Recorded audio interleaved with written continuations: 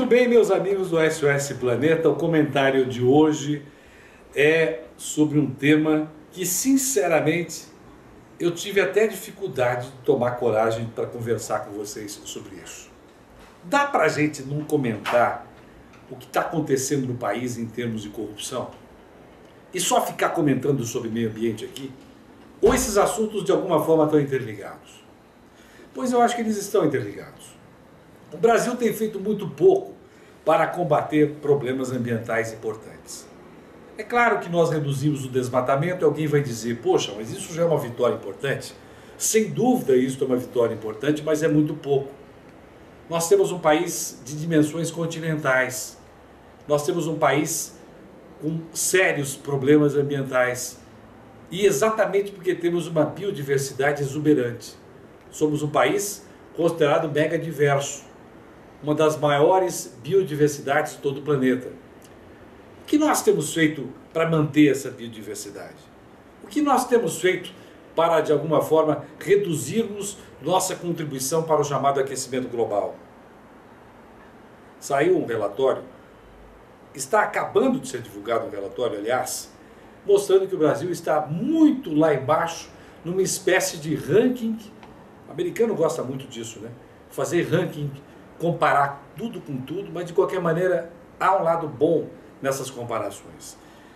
O que se chama de resiliência, ou seja, o quanto o Brasil está se propondo a agir contra, por exemplo, o aquecimento global. Fizeram comparações de mais ou entre mais de 170 países e chegaram à conclusão que o nosso país está lá no 58º lugar. E ainda assim que reduzimos o desmatamento. Que temos uma grande floresta, que é a floresta amazônica, temos outra grande floresta, que é a Mata Atlântica, temos biomas importantes como a Caatinga, temos o Cerrado e tantas outras regiões de preservação importante que o Brasil precisa agir. Mas nós temos feito muito pouco para preservar isso e também para convivermos de uma forma mais harmoniosa nas grandes cidades, sejam elas litorâneas, sejam elas no centro do país. Nós temos agido muito pouco para racionalizar, por exemplo, a questão do transporte, ou dos transportes de forma geral, sejam transportes de cargas ou transporte de pessoas.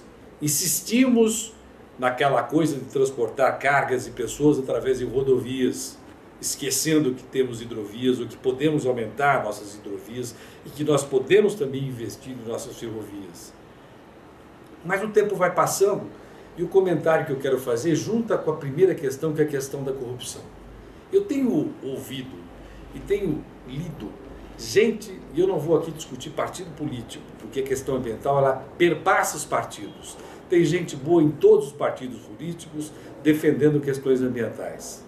E é isso que importa.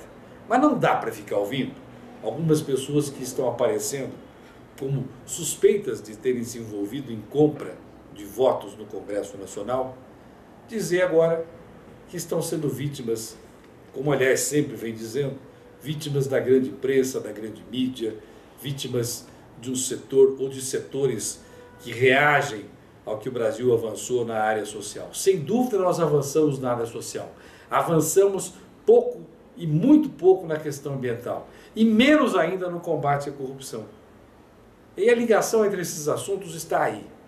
Nós temos tido um cinismo crônico de achar que é possível levantar a opinião pública contra as punições à corrupção, sejam elas a partir das decisões do Supremo Tribunal Federal, sejam elas a partir do que a imprensa vem noticiando e a opinião pública vai formando uma opinião vigorosa contra tudo isso. Dizer que é preciso levantar a opinião pública contra isso é brincadeira.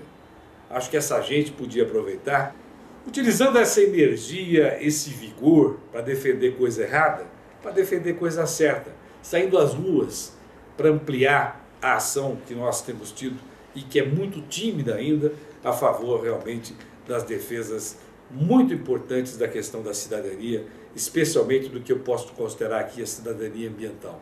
porque ela é mais do que apenas uma preocupação com a árvore. Ela começa ali, com a preocupação com a árvore em frente à sua residência, mas ela vai se estendendo ao que nós podemos chamar de cidadania planetária, uma preocupação com o mundo como um todo.